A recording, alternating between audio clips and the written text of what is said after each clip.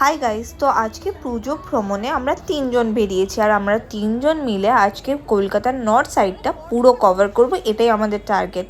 কিন্তু দেখা যাক কতটা কি কভার করতে পারি। তো এখন আমরা রয়েছি কাকুরগাছি এরিয়াতে, বাট এক্স্যাক্টলি মনে নেই যে এটা কোন প্যান্ডেলটা ছিল। তো এই প্যান্ডেলটা খুবই সুন্দর ছিল, থিমটাও একটুখানি অন্যরকম, আমার খুব ভালো লেগেছে।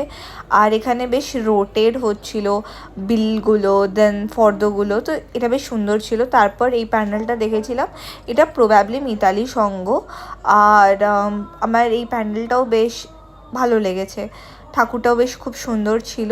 তো এইটা দেখার পর আমরা ভেবেছিলাম যে নিয়ার বাই কোন জায়গায় যাব। তো আমরা এরপর চলে গেছিলাম ডাইরেক্ট সল্টলেকে। তো সল্টলেকের ঠাকুরগুলো তোমরা এখন দেখবে আমার কাছে। এইটা হচ্ছে সল্টলেকের এফডি ব্লক। আগের থেকে আমার মনে হলো হঠাৎ করে এফডি ব্লকের পুজোটা সেই রকম যেরকম জমজমাট থাকে সেরকম নয়, এটা লাগলো আমার, এটা আমার বক্তব্য। এটা হচ্ছে এই ব্লক। এই প্যানেলটা আমার ভাল লেগেছে বেশ, ঠাকুরটাও বেশ অন্যরকম ছিল। আর এইটা হচ্ছে দক্ষিণদারি ইউথস।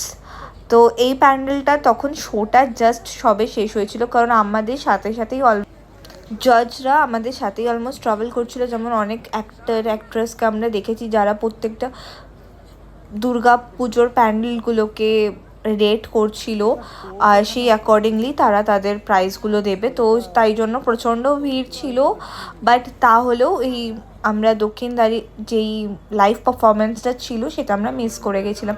এরপর আমরা হাতিবাগানের দিকে চলে এসেছিলাম, এক এক করে হাতিবাগানের সাইডে ঠাকুরগুলো আমরা দেখছিলাম।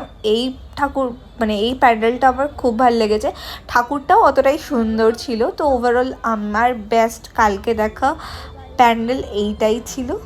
আর এইটা হচ্ছে হাতিবাগানের নবীন পল্লী। তো তোমরা প্লিজ দেখো যারা এখনও অবধি দেখোনি।